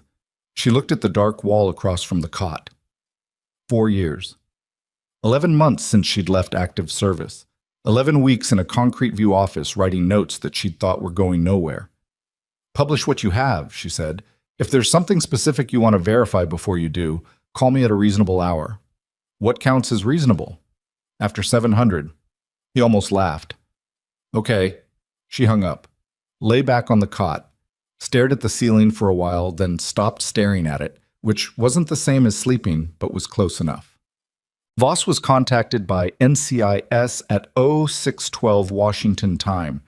He was in his hotel room 2 blocks from the Senate building, preparing for a 0900 testimony that was not going to happen. The agents who came to his door were polite and efficient, which was how NCIS agents tended to be when they already had the documentation and didn't need a confession to build a case. They informed him that his testimony had been postponed pending a records review. They informed him that his cooperation in that review would be relevant to how the next several months of his life proceeded. They collected his laptop and his phone and left him with a government-issued temporary device to use for essential communications, a device that, as he understood the moment he looked at it, was monitored. He sat on the edge of the hotel bed for a long time after they left. He was 61 years old. He had a very specific picture of what his career had been and what it had meant, and that picture had been constructed carefully over 4 years from real work, advisory committees, curriculum oversight, genuine contributions to medical training policy, laid over a foundation that had never been as solid as he'd let himself believe. You build enough real structure on top of something false, and you start to confuse the weight-bearing wall with the facade. He hadn't created the attribution error. was the thing he kept returning to. He had inherited a curriculum document with a named author on it, and that author's name had been his, and he had not asked who the work had actually come from, because asking would have required him to engage with a classified record he didn't have access to, and somewhere along the way didn't ask had become actively ensured the question couldn't be asked, and that was the part he couldn't explain in a way that was going to satisfy anyone. He picked up the monitored device and looked at it for a long moment. Then he set it back down. The morning at Fort Raven started early. Graywick's aides had been up since 0500, organizing the documentation that would support the formal investigation request being transmitted to NCIS command. Halsey had been up since 0430, running the final trace on the encrypted messages Pruitt had sent. The NCIS data request had come back at 0356, faster than Nath had expected, and the terminal destination of both messages had resolved to an email address registered to a private consulting firm in Northern Virginia, whose client list included 3 defense contractors and 1 former NSW command official who had retired 2 years ago. The former official's name was one that Graywick recognized without needing to look it up. He added it to the growing list of things that needed to be followed. DeHill showed up to the FSOC building at 0530, and nobody told him to leave, which he took as an implicit invitation to be useful. He made coffee, not from the espresso machine in the break room, which felt charged with too much recent significance, but from the regular machine in the duty office, and distributed it to the people who looked like they'd been awake all night, which was most of the people currently in the building. Rourke arrived at 0545. He and DeHill stood in the corridor with their coffee, and didn't say much because most of what needed to be said had already been said. At 0623, Weston Carr's piece went live on the Federal Defense Review's website. The headline was precise and unambiguous. DeHill read it on his phone and showed it to Rourke, who read it without expression and handed the phone back. By 700, the story had been picked up by 2 national defense news aggregators. By 730, the Senate Armed Services Committee had issued a statement announcing the postponement of the NSW medical training testimony pending a records review. At 0748, Grace's phone rang. She answered it from the South Annex duty room, where she was on her 3rd cup of coffee and had started a new page in her notebook. It was a number she didn't recognize with a Washington area code. Ms. Holloway? A woman's voice. Professional, careful. My name is Adrian Lowe. I'm a staff director on the Senate Armed Services Committee. I'm calling to let you know that the committee chairman would like to request a formal briefing from you at your earliest availability. Grace looked at the concrete wall outside her window. It was still there. The morning light hit it differently than the afternoon light. Grayer, more diffuse, the specific quality of Pacific Northwest early light that never quite committed to being bright. When? She asked. We'd like to propose next week in Washington if your schedule permits. I'll need to check with Admiral Graywick. Of course. We're also reaching out to his office directly. A brief pause. Miss Holloway, I want you to know that the committee is taking this matter very seriously. What's been reported this morning, I haven't requested anything from the committee, Grace said. Not hostilely, clearly. If the committee decides this matter warrants their attention, that's their decision. I'm available to provide factual information within the bounds of whatever review process Admiral Graywick is running. A beat of silence. Understood. Thank you for the call. She hung up. Wrote Senate briefing request. Coordinate with Graywick in her notebook. Turned to a new page. The formal questioning of Pruitt began at 0900 in the JAG office, with Nath leading and Pruitt's counsel, a JAG attorney named Hollister who had been on the phone until midnight and looked like it, present and actively involved. The session was recorded. The documentation was organized. The sequence of events that Nath laid out was methodical and complete, built from the access logs, the comms records, the declassification deferral, and the encrypted messages from the night before. Pruitt answered some questions and declined to answer others, which was her right and which Nath had expected. The answers she did give were careful and limited. She acknowledged the declassification deferral recommendation, said it had been made based on her assessment of operational sensitivity concerns, and declined to elaborate on who else had been involved in that assessment. She acknowledged the late-night workstation access and the travel coordination inquiry, and said she had been reviewing options because she was concerned about the direction the base review was taking. She did not acknowledge the encrypted messages in a way that confirmed their content. She was composed throughout. 19 years of institutional conditioning didn't disappear in a single night. But at 10:23, Nath put a specific document on the table. A communication from 4 years ago. Internal NSW Medical Oversight Committee correspondence pulled from the archive by Graywick's authorization overnight that showed Pruitt's name on a routing receipt for a discussion about Grace Holloway's service record and the classification of her protocol documentation. She'd known about Voss's attribution problem before the deferral recommendation. She'd been informed of it directly. Pruitt looked at the document. Her counsel leaned over and read it, said something quietly in her ear. Pruitt looked at the document for a long moment. Then she looked at Nath and said, "I'd like to take a short recess." The recess lasted 11 minutes. When Pruitt came back to the table, her counsel spoke first. "My client is prepared to provide a full cooperative account of her involvement in the matters under review, in exchange for consideration in the charging process." Nath kept her expression professionally neutral. Under the table, she pressed her pen against her notepad hard enough to leave a mark. "What does your client's full cooperative account include?" she asked. Pruitt's counsel looked at his client. Pruitt looked at the table. Then she looked at Nath. "There are more than 3 installations," she said. "There are 6. The room was very quiet. "And the consulting firm in Northern Virginia," she said. "They're not just a forwarding destination. They've been coordinating the flag suppression protocol across all 6 installations for the past 2 years.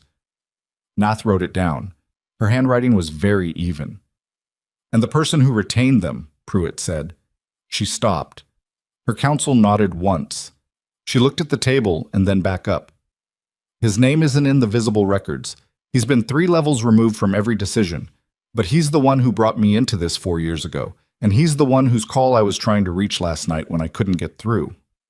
She said the name. Nath stopped writing because the name Pruitt said was not Voss. Voss was real. Voss was involved. Voss had benefited.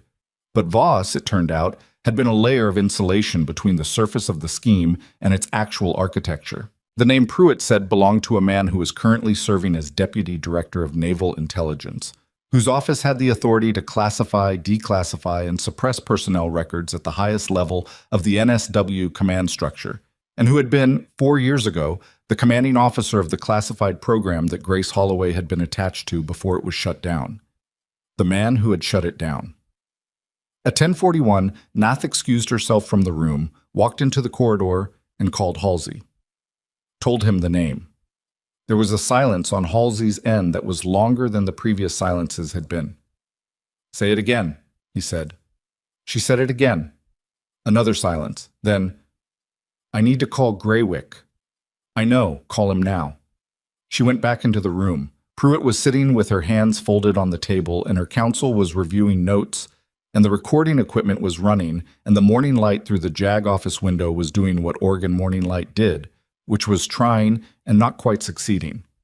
At 10:47, on the other side of the base, Grace finished the page she was writing, turned to a new one, and didn't know yet that the name Pruitt had just given Nath was the name of the man who had signed the classification order on her service record 4 years ago, who had personally ensured that the work she'd done in the field would be attributed to someone else, that her credentials would be suppressed at every installation where her presence might raise inconvenient questions, and that she would spend the next 4 years unable to prove any of it. She didn't know yet that she'd been carrying the evidence on a secured drive in her laptop bag the entire time, and that the drive she'd handed to Graywick the night before had just become the central exhibit in an investigation that was now considerably larger than anyone in that building had understood when the day started.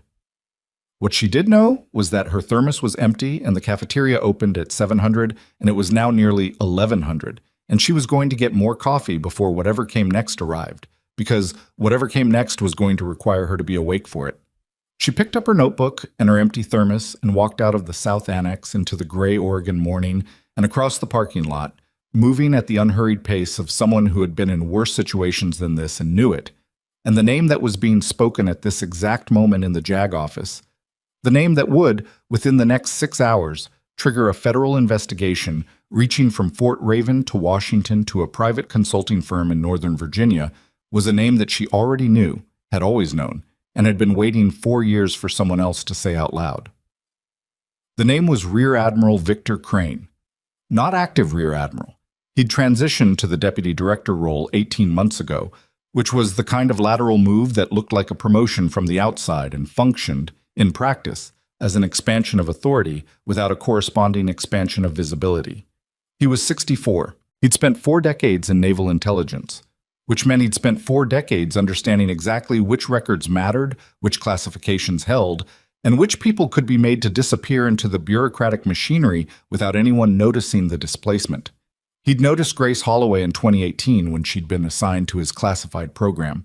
Noticed her in the way that certain commanders notice certain subordinates, not with admiration, but with the specific alertness of a man who recognizes a variable he can't fully control. She was too precise, too documented. She wrote field notes that were too detailed and kept copies of things that other people let dissolve into the operational fog. When he'd shut down the program in late 2019, he'd solved the Grace Holloway problem the way he solved most problems, quietly, structurally, without fingerprints. Classified her record, ensured her declassification requests stalled, built a system of proxies, Voss, Pruitt, Wills, and others at 5 additional installations that would catch her if she ever got close enough to anything that mattered. He had not accounted for an unannounced 4-star admiral and a turkey sandwich. Graywick reached him by phone at 11:19.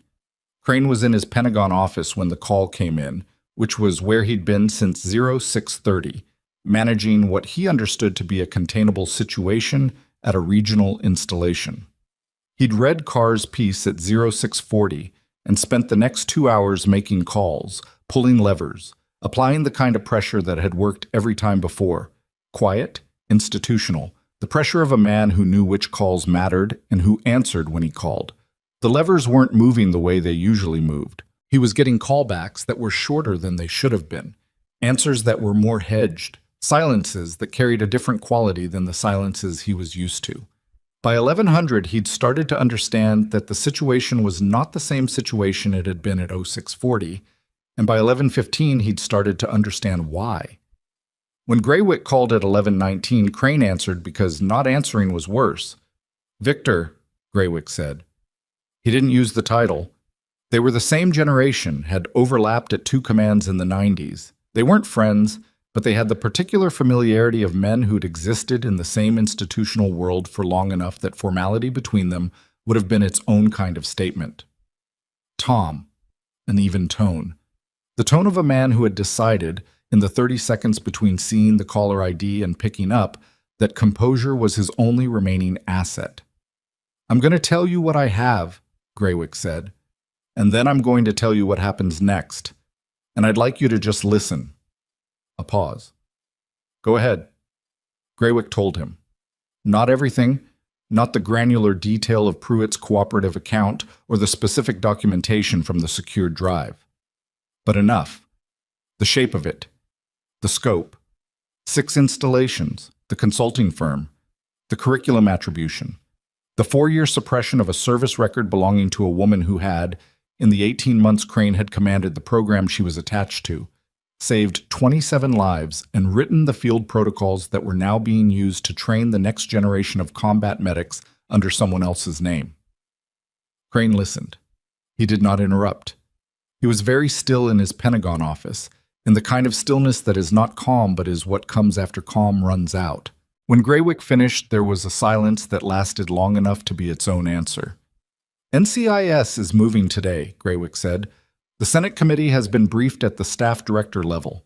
The JAG investigation is being elevated to a full formal inquiry as of this morning." He paused. "I'm giving you the opportunity to get ahead of this, Victor. That window is short." Another silence. "How short?" Crane asked. "Hours, not days." A long pause, then quietly, "I'll call my counsel." "That's the right decision," Graywick said, and meant it, not because he had any sympathy for what Crane had built, but because the alternative, Crane deciding that fighting was still viable, would have been slower and uglier for everyone, including the woman who had already been ground through this machinery for 4 years and deserved for it to stop. He hung up, sat for a moment in the conference room. Then he stood up and went to find Grace. She was in the cafeteria, not the FSOC break room, the main base cafeteria, which was open and populated and entirely ordinary, the kind of place where the coffee was bad and the seating was institutional, and nothing about it suggested that anything significant was happening.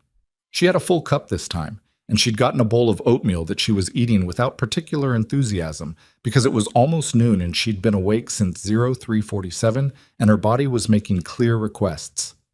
Greywick sat down across from her without ceremony. She looked at him and read his face. "He's getting counsel," she said. "Yes." She nodded, ate a spoonful of oatmeal. "How long does this take now?" "The formal investigation? Months? There'll be a military board, NCIS, probably a congressional subcommittee inquiry, given the appropriations angle." He folded his hands on the table. "Your part in it, the testimony, the documentation, that's concentrated in the next few weeks. After that, you're a witness and a subject of record, not an active participant." "And the protocol work?" "The tourniquet revision is being expedited. Mercer signed the acceleration this morning." He paused. "The 2021 curriculum is being pulled for full attribution review. That process is going to be uncomfortable for the institution, but it's going to happen." She looked at her coffee. "It should have happened 4 years ago." "Yes." He said it without qualification.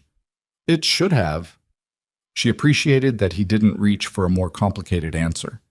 She'd been listening to complicated answers for 4 years. The bureaucratic language of deferral and operational sensitivity and pending review. And the specific relief of a simple yes was something she hadn't realized she was still waiting for. "There's going to be a formal ceremony," Greywick said. "I want to talk to you about it before it gets organized over your head." She looked at him. "Your service record will be partially declassified as of next week. Not everything. There are still operational details that need to stay protected. But the substantive citations and commendations, the medal nomination." He paused. "I want to read it into the base record here, at Fort Raven, publicly, with your unit personnel present." She was quiet for a moment. "Why here?" "Because this is where it was almost buried for the 11th time. And because the people who need to understand what they missed and what they need to not miss next time are here." She looked out the cafeteria window. The parking lot. Her Civic, still in its usual spot, which she realized she had now been parking in for 11 weeks, and which had accumulated a fine layer of Oregon road dust that she'd been meaning to deal with. The mountains beyond the base perimeter, still gray-green, still leaning over the valley the way they always did. "Okay," she said, "but I want one thing." "Tell me." "The tourniquet protocol brief. I want to present it myself, to the medical staff here, to whoever's reviewing the curriculum update. Not as part of the ceremony, before, as work." She met his eyes. "I don't want the first time this base's medical team hears the correct procedure to be in the context of a ceremony about me. I want them to hear it as information they need, because they do need it." Greywick looked at her for a long moment. "I'll arrange it for tomorrow morning," he said. The protocol brief happened at 800 the next day in the medical training room on the south side of the base, which had a whiteboard and a projector and 32 folding chairs that were all occupied. Pruitt's position had been assumed by a temporary acting medical officer, a lieutenant commander named Vasquez, who had been on base for 6 weeks and who sat in the front row with a legal pad and the focused attention of someone who understood that what they were about to hear was going to change how they worked. Grace stood at the front of the room in her navy scrubs. She didn't have slides. She had her notebook, and she talked from it the way she talked from it when she was in the field. Directly, specifically, without performing expertise but simply exercising it. She walked them through the tourniquet inconsistency, the differential between the current Navy handbook procedure and the updated field protocol, the specific failure mode that the outdated procedure created under pressure, the 30 to 40-second delay in high-volume hemorrhage scenarios that seemed insignificant until you understood what a patient's blood pressure was doing in that window. She'd seen it cost a life. She told them that, without elaboration, because elaboration wasn't the point. The point was the procedure. She was 50 minutes in when she noticed that Rourke had come in at some point and was standing in the back of the room with his arms folded. He hadn't been on the attendance list. She kept talking. When she finished, there were questions. Specific, operational, the kind of questions that come from people who are actually integrating information rather than just receiving it. She answered them. A corpsman in the third row asked about application technique under limited visibility conditions, and she spent 10 minutes on that alone because it was a good question and it mattered. Afterward, Vasquez shook her hand. "I'm putting this into the next training rotation," he said. "Next week." "Good," she said. Not warmly, not coldly, just good. Because it was. She was gathering her notebook when Rourke appeared next to her.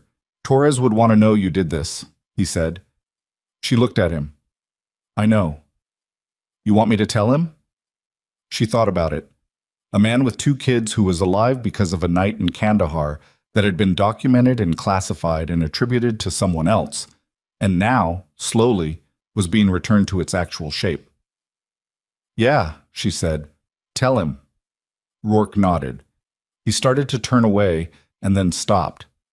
"I'm sorry I didn't say anything in that break room." She looked at him for a moment. He meant it, not in the performed way of institutional apology, but in the quieter, harder way of someone acknowledging a specific failure at a specific moment. "You didn't know," she said. "That's exactly what I'm sorry about." She held his gaze, nodded once. He left. She stood in the empty training room for a moment after he was gone, in the specific quiet of a space where something useful had just happened, and felt something settle in her chest that was the closest thing to peace she'd felt in 11 months. The formal ceremony happened 4 days later. It was a Thursday, overcast, 48 degrees, the Valley Mountains buried in low cloud. The kind of day that Oregon produced with complete indifference to the significance of what humans were doing under it. The ceremony was held in the FSOC main briefing room, because that was the largest indoor space on the base that could accommodate the personnel Graywick wanted present, and because the specific location carried a weight that an outdoor parade ground wouldn't have. Every operator currently assigned to Fort Raven was there. The gate team, the duty watch, the medical staff, including Vasquez, including the corpsman from the third row who'd asked the good question. Dayhill was there, in his dress uniform, in the spot along the back wall where he'd been standing when the world had reorganized itself around a woman eating a turkey sandwich. Mercer was there. He sat in the front row, in full dress uniform, with the expression of a man who had made a decision to be present for this in the fullest possible sense, not to perform contrition, not to manage optics, but to actually be in the room and carry what the room asked of him. He looked like he'd slept badly and thought carefully, which was probably accurate. Graywick stood at the front. He read the commendations the way they deserved to be read, not in the flattened procedural register of routine ceremony, but with the weight of each specific action. The 2017 extraction under direct fire in which she'd maintained IV access and hemorrhage control on 2 wounded operators for 47 minutes while the team fought back to the extraction point. The 2018 improvised surgical intervention performed in a forward position with materials that were not designed for what she used them for. On a patient who was not supposed to survive, who did? The Kandahar extraction. The 14 other documented interventions that had not been given as much specificity in the original declassification, but which existed in her service record as a pattern of conduct that the citations described, with the careful understatement of official language, as consistently exceeding the parameters of assigned role under adverse conditions. The medal citation. Submitted twice. Classified twice. Being read aloud now, in this room, in front of every person who had spent 11 weeks looking past her or through her or not looking at all, because she'd been in scrubs and eating lunch alone and her car had too many miles on it. Grace stood at the front of the room. She was in her dress uniform for the first time since she'd left active service. Graywick's aide had arranged the retrieval of it from her apartment in Medford with a formality that she'd found both unnecessary and, when the uniform arrived pressed and correct, unexpectedly significant. She stood straight but not stiff.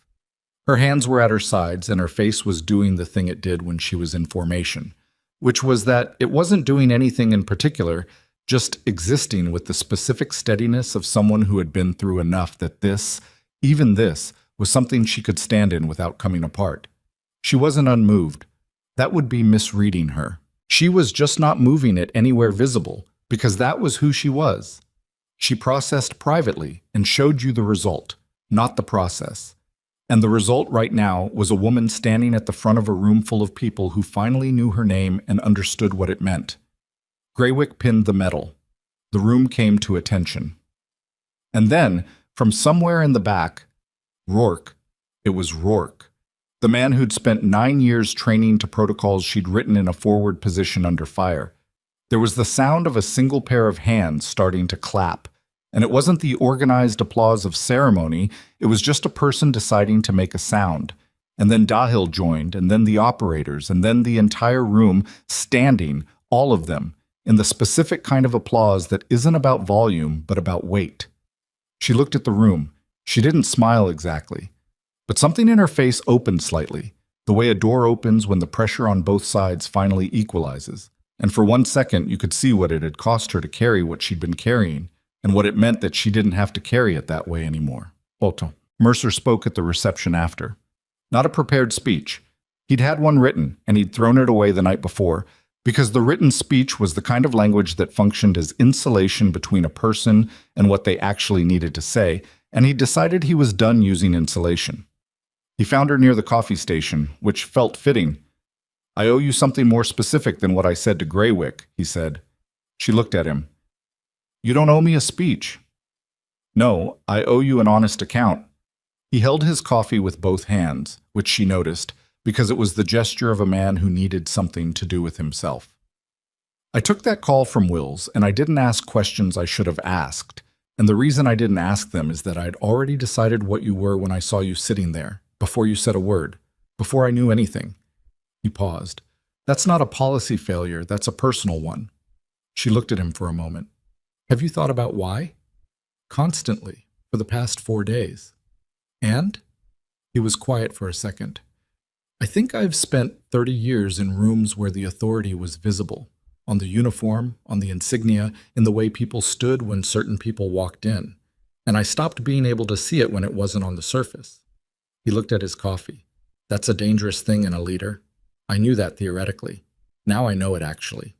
She considered him. He was imperfect, and he knew it now in a more specific way than he'd known it 4 days ago, and that specificity was worth something even if it didn't undo anything. "The protocol brief I gave yesterday," she said, "the application technique under limited visibility. That was something I learned from a mistake I made in 2017. I applied a tourniquet wrong the first time. It cost us 6 minutes. She paused. "I've been the person in the room who didn't know what they didn't know. The difference is what you do when you find out." He held her gaze. "What did you do?" "I rewrote the procedure," she said, "and I made sure I'd never make that mistake again." He nodded, slowly, the specific nod of a man receiving something he intended to keep. Crane's situation resolved with the particular speed that happens when an institutional structure collapses inward. His counsel negotiated with NCIS and the Military Prosecutor's Office over the week following the ceremony. And the thing about a man who has spent his career understanding the architecture of classified systems is that he also understands precisely how much of that architecture can be demonstrated to investigators when the alternative is facing charges alone. He provided a full cooperative account. He named the 6 installations, the consulting firm, the specific decision points at which the suppression system had been deliberately maintained and expanded. He was placed on immediate administrative leave, and his deputy director role was suspended pending the formal investigation. The charges that eventually followed, 18 months later, after the full investigation had run its course, included obstruction of military records, misappropriation of classified personnel documentation, an account related to the curriculum attribution that the military legal system had needed to work through carefully because the precedent was not clean. He was 64 years old when the charges were filed and 65 when the board convened, and the career that had taken 4 decades to build was formally ended in a room considerably smaller and less decorated than the ones he'd spent his life working toward. Voss cooperated separately and earlier. His cooperation was more complete, and his culpability was more legally straightforward. The curriculum attribution was documented, the benefit was documented, and the timeline was documented. He resigned from the Medical Oversight Committee before he was asked to resign, which was the last move of a man who understood how these things worked, even when they were working against him. The 2021 curriculum was formally reattributed in a Navy medicine document that was dry and bureaucratic and correct, and that Grace's name appeared in without qualification or asterisk. Pruitt received a reduction in rank and a formal reprimand that ended her career at 19 years instead of the 20 she'd been working toward. Her counsel argued successfully for a degree of consideration based on her cooperative account, which Nath presented to the board with the same careful, unflinching accuracy she brought to everything.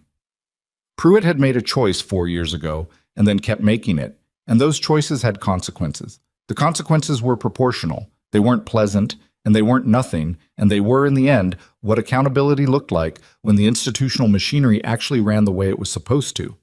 Wills was separated from service. He was the youngest of them and the most junior and the least culpable in terms of scope, and the board's determination reflected that without excusing what he'd done. He'd cleared a flag. He'd taken a call. He'd been in a position where refusing would have cost him something, and complying had seemed, in the moment, manageable. The board was not unsympathetic to the pressure that had produced the decision. It also noted clearly that the decision had produced consequences for a person who had done nothing wrong, and that the consequences of Wills's choices therefore had to be real. At the 3 other installations where similar flags had been cleared without his direct involvement, the work of the consulting firm's coordination, 6 personnel were formally reviewed, 4 were separated, 2 received reprimands. The consulting firm itself became the subject of a separate federal investigation that was ongoing and that Weston Carr covered with the careful, sourced precision that had made his work on the original story the thing that had accelerated everything. The Senate Armed Services Committee briefing happened on a Tuesday in late November. Washington in late November had a quality that Portland lacked, a gray that was urban rather than natural, the weight of institutional stone rather than mountain cloud. Grace took a government flight out of Medford and arrived the evening before and slept in a hotel that was quieter than she expected. And in the morning, she put on her dress uniform for the second time since Graywick had asked her to.